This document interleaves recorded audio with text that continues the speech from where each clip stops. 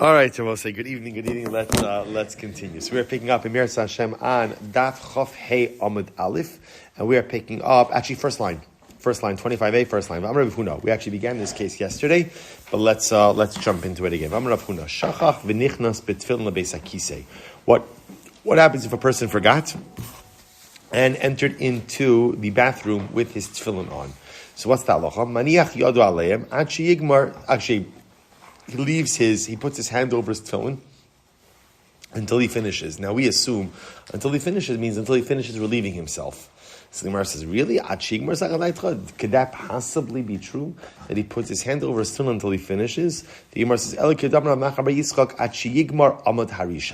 so we'll say, so now again, 25a, Chaf Hey Amud Aleph, 5 lines down. So the Gemara says, no. At sheyigmar means until he finishes. Most of the talking about a person who's defecating. So it's ultimately, again, until he finishes the first amud. The first amud means we'll call it the first stage, ultimately, again, of his excretion. I have a lift sok la'alter. I don't understand, why not just stop in the middle? In other words, why not just stop right where you are? Just stop. So the Gemara says, v'leikum. And again, let him stop and then leave the bathroom. Turmeric tonight. Turmeric or mint. We need little cards or something. All right. So the Gemara says, so let him go ahead and just stop immediately. Leave a leikum. Because what does Rav Shimon Gamliel? So the sign of Rav Shimon Gamliel Omer, Amud hachozer, maybe es ha'adam lidei darkon. Silan hachozer, maybe es ha'adam lidei darkon. So Rav Shimon Gamliel explains that halacha l'maisa, when a person goes ahead and begins to relieve themselves, and then, for lack of a better term, pulls the excretion back in. Chaim, you thought I left all bodily functions for you. I'm going to tell you, I'm not that generous. I saved some for myself. Yeah. You were waiting for the text. I actually was at a chasana tonight, but I said, you know what? No, I'm not going to go ahead and phone a friend over here. I'm going to do it. So the Gemara says, so apparently, what's interesting over here is that just from a physical health perspective, the Gemara says that if a person has to relieve themselves, and they begin the process of relieving themselves, and then, I don't know what the technical term is, they pull it back in. They go ahead and they prevent themselves from, I'm sorry? Cut the flow, but it's more. I don't think that's the technical term, right? But lamaisa. But the idea over here is that it's more than just stopping. It's almost as if this idea of pulling the waste back into the body. The Gemara says that could have some very detrimental health effects. So therefore, interestingly enough, the Gemara says that halacha lamaisa is actually really interesting. So a person walks into the bathroom wearing their tefillin. The Gemara almost says, okay, if you started already, you could finish, I guess, for lack of a better term, like this first stage. But then afterwards, again, you have to leave. And the reason you're allowed to finish the first stage is because if not, there might be a detrimental health effect. Incredible. Itmar. Soa al busara o yado manachas abeis hakisei. So what happens in the following case? Let's say a person has some excrement on their body, or for that matter, again, their hand is extended into the bathroom. So we'll say, so the first case, there's literal waste on the body. The second case, a person's hand is extended into the airspace of the bathroom. So what's the halacha? Rav Huna Amar Motzah Likros Kriyashma, Rav Chisda Amar Asur Likros Kriyashma. It's Machlokes. They're both saying, now we have to understand over here, we're talking about a situation where halacha l'maisa, there is no smell. Because we'll get to odor in just a moment, but it must presuppose that there's not an odor, because odor would usually prevent you from davening. So there's some waste on the body, or ultimately again, or the hand is in the airspace of the bathroom. So what's the halacha? So Machlokes, Rav Huna says you could say Shema, Rav Chisda says you cannot. So the Gemara says, Amar Rav says, my time did Rav Huna. Why does Rav Huna say that you're allowed to say Shema? D'chsiv kol haneshama tahalelka, because the pasuk says, literally again, kol haneshama. Now, what's interesting? If you look at Rashi says kol haneshama hapeh v'achotem. So Rashi understands over here that neshama is from lashon like neshima. How do you praise HaKadosh Baruch Hu? With your breath. Where does breath come from? Breath is the mouth and the nose. So essentially, as long as the mouth and the nose are good to go, so to speak, right? There's no excrement anywhere there, or there's no smell, you're allowed to say Shema, even if there is excrement on a part of the body, or even if the hand is extended into the airspace of the bathroom. Very interesting halacha. Also, I'll just tell you, just parenthetically, it's actually quite beautiful. The Rebbe says, Kol neshama, so he quotes the Zohar that says, B'chol neshima u'neshima tahalalka. With every breath, a person is supposed to praise HaKadosh Baruch Hu. It's a play on words. B'chol neshama, b'chol neshima. So the Rebbe says something so beautiful. He says the neshama yearns to get out of the body. Right? The neshama doesn't want to be here. The neshama wants to be by the kisei shamala, by HaKadosh Baruch Hu, in the celestial sphere. So every single time a person exhales, the neshama is waiting to jump out. But the Ribono Shel Olam, in his great chesed, keeps the neshama inside of the body. The Rebbe says that's the pshat b'chol neshama tahalka b'chol neshima neshima. Every single time you take a breath, give thanks to HaKadosh Baruch Hu, because recognize what's happening. Your neshama wants to jump out, but HaKadosh Baruch Hu is keeping it inside. So every single time you exhale, hakaras atov to HaKadosh Baruch Hu. Okay, but Rav Chisda says, also the Kriya Shema, Rav Chisda says you can't say Shema. My time with Rav Chisda was Rav Chisda's logic, Kol atzmo sai tamarna Hashem kamocha, because Rav Chisda says tefillah, prayer, is a full body experience. Therefore, again, unlike Rav Huna, who just says that you just need the mouth, you need the mouth and the nose to be in proper, right, to be in proper order, so to speak, to be in a proper state to say Shema. Rav Chisda says, Kol atzmosai taman Hashem kamocha, my entire body davens to HaKadosh Baruch Hu. So davening Shema is a complete body experience. So because of that, the entire body has to be in a state of preparedness. So Rabbi say it happens that we paskin like Rav Huna in this case, and therefore halacha l'maisa, if a person had extended their hand into the bathroom, they could still say Shema. Person had excrement on their body, and ultimately, again, it did not have an odor, they'd be permitted technically to say Shema. Not ideal, but technically permitted. Okay, Itmar, but it's an interesting case here. First of the intermediate wide lines on top. Itmar, Reach Rashi Yesh Lo Iker. So Rabbi say, we're going to talk about now the wide world of odors. So now, watch this. So what if you have a Ruach Rashi Yesh Lo Iker? Ruach Rashi means an odor that emanates from a defined source. So again, paradigmatic example, that would be excrement, right? So I know what the object is, I know where the odor is coming from. So Ruach Reach Rashi Yesh Lo Iker. Rav Huna Amar Marchik Dalet Amas Akari Kriya Shema. So Rav Huna says, okay, you need to distance yourself dalet amas from that soa, from that excrement, and you could say Shema. Rav Chisda says no. Marchik dalet amos mimakom shepasak hareach v'kari kriya shema. It's interesting. Rav Chisda says no. You have to go ahead and what? You have to literally distance yourself dalet amos from the space where the odor ended. So you hear this machlokes? So on one hand, Rav Huna says, if there's excrement and there's an odor, you have to distance yourself dalet amas from the excrement, and you can say Shema.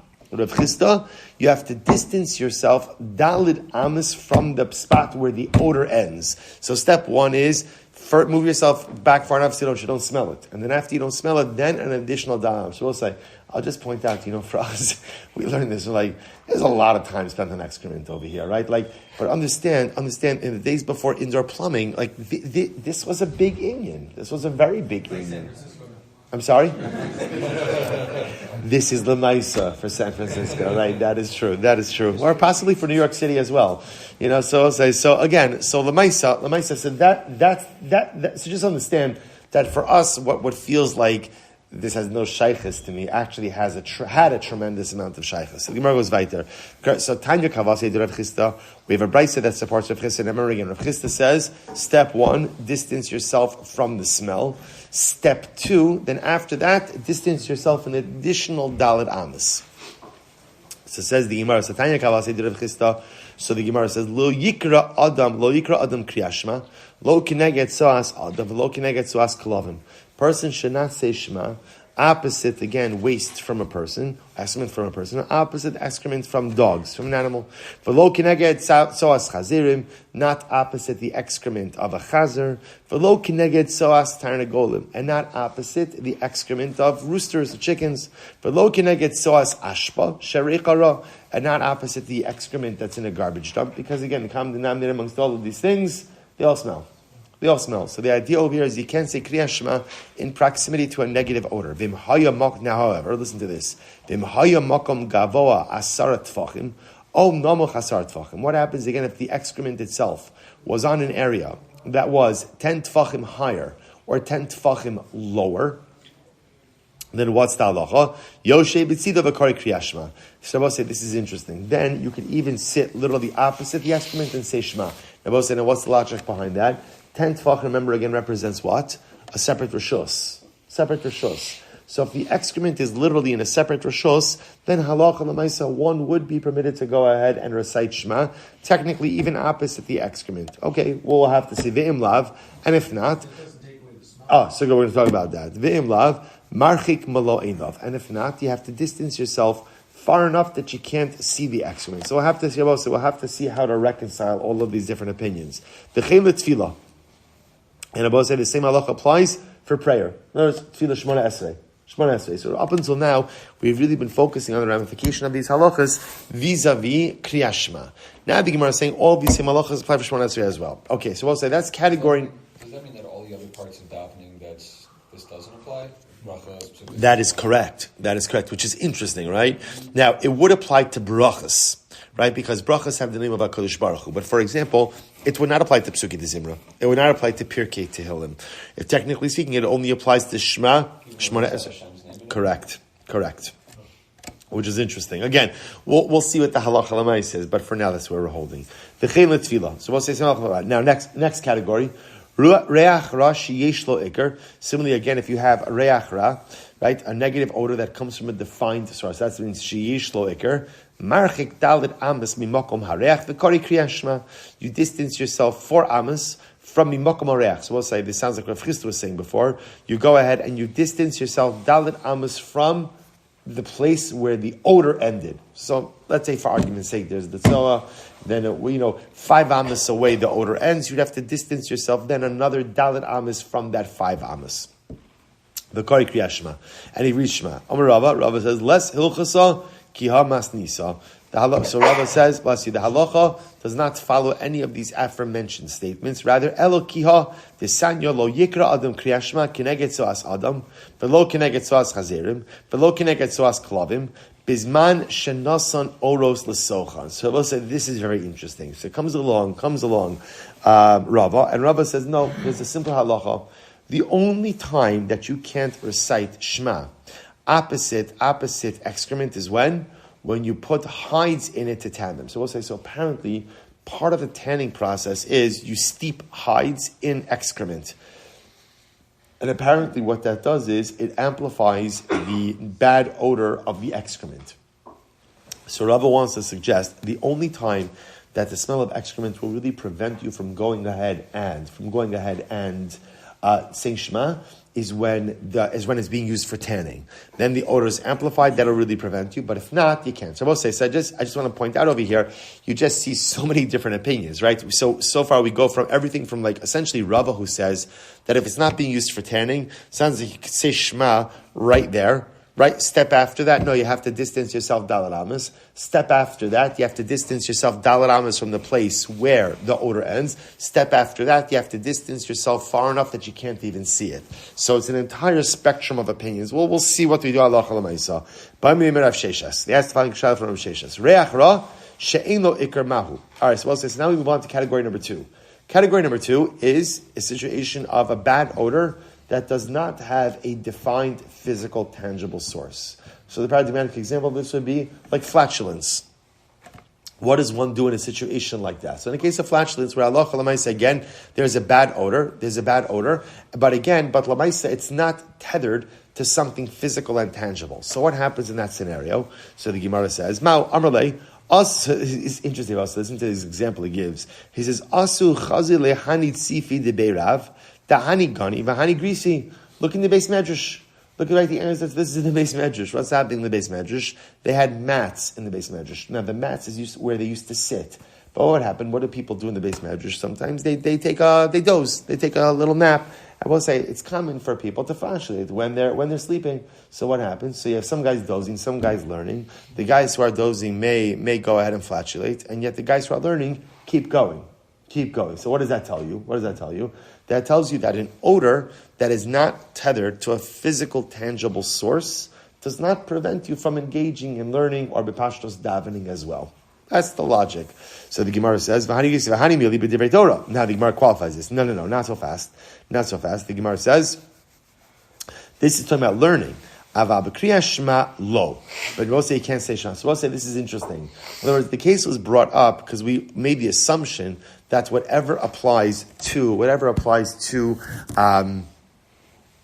to learning is also going to apply to Kriyas Shema. To which the Gemara then essentially says, not necessarily the case. It could very well be that halacha l'maisa, even something that ultimately, again, applies that, it could be that you could learn Torah, but you can't recite Shema. All right, b'divrei Torah nami la'amran, ela dechavrei. So I'll say this is very interesting. Furthermore, even by Torah, you could continue to learn even if there's a bad odor, if that odor is not tethered to something tangible and physical. When is that? That's only if it's your friend who flatulates. But if it's your own flatulence, ultimately, again, low. One would not be permitted to continue learning. So we'll say it's actually interesting. Look at Rashi. Aval lididei. Rashi says, Hefiachu atzmo mamtin ad sheyechala hareach. So we'll say, I guess the logic seems to be that I guess if it's your own odor, perhaps it's a bit more distracting. And therefore, again, halacha l'maisa, you'd have to wait until the odor dissipates. So on one hand, we'll say what we see over here is an interesting kula with flatulence, or what we call reach ra she'ein lo ikar, a bad odor that doesn't have a physical and tangible source associated with it. So again, still can't say Shema Esrei, but you can learn. But that's only if it was someone else. If it's your own, ultimately you have to wait until the odor dissipates. Incredible. Whoever knew. So the Gemara says as follows: Itmar soa overes. So we'll say, what about this? What about soa that's passing by, just passing through? Right? So I'll say, so what happens? So again, just to give you a simple case like this, the person is carrying a bedpan to empty out, and there's waste in the bedpan. So I will say, so what's the status of soa that ultimately, again, is being carried through? Soa overes. So itmar soa overes. What's the status of soa overes? So Rashi says over here, Adam shenosim lefan of graf shalrei la'avira. This is it. So they're passing. Somebody's carrying a bedpan, and they're carrying the bedpan past me. So what's the impact of that bedpan on me? So the Gemara says, listen to this. Abaye Amar Mutar Likras Kriyas Shema. Abaye says you could say Shema in the presence of the bedpan. Now both say, now why? What's the logic? What you see Abaye saying over here is there is a distinction between mobile and stationary waste. Right, the halachos of we have it that you can't say Shema, you can't daven. Right, those are halachos when the excrement is stationary. If it's just passing through, if it's just moving, then it doesn't prevent me from doing anything. Very interesting. Rava Amar Aser Likros Kriyas Shema. Rava says no, you can't go ahead and say Shema. So we'll say according to Rava, he makes no distinction between whether or not it's mobile or it's stationary. So let's analyze. Amar Abaye. So Abaye says, where do I know this distinction between something stationary and something mobile? So listen to this. Minan min Allah, this nan. So Rabbi said, this is actually a very interesting case. Abaye says like this. I know it from the following case. This nan, hatame ome tacha sa'ilan. So Rabbi say, take a look at Rashi just a moment. Now, literally translated, it means a tame person is standing under a tree. Now, Rashi goes out of his way to qualify the cases. V'lo b'nosei hasameis kai. This is not a case of tame, of let's say tumas meis, of a corpse or someone carrying a corpse. He says, the meis loshna omi v'loshna yoshev v'loshna holech ohelu. The gabe mitzora katanila b'taras kohanim. The galibi rachmani yeshiva d'chsib adad yeshe. So we'll say we have to stop over here for tonight, but I'll just mention that again. We'll pick up with this tomorrow. That this is by the mitzora. We're going to find something very interesting. That a mitzora, right, person at saras, could convey tumah to someone if they're underneath the same roof. But interestingly enough, that is only if the mitzora is stationary. If the mitzora is passing through, even though, again, for that moment that he's passing through, he's under the same roof as the person who is tar, he does not convey tumah. Hence, Abaye's source for his distinction between mobile and stationary tumah. And the answer to be continued tomorrow. I will say, shkoyach.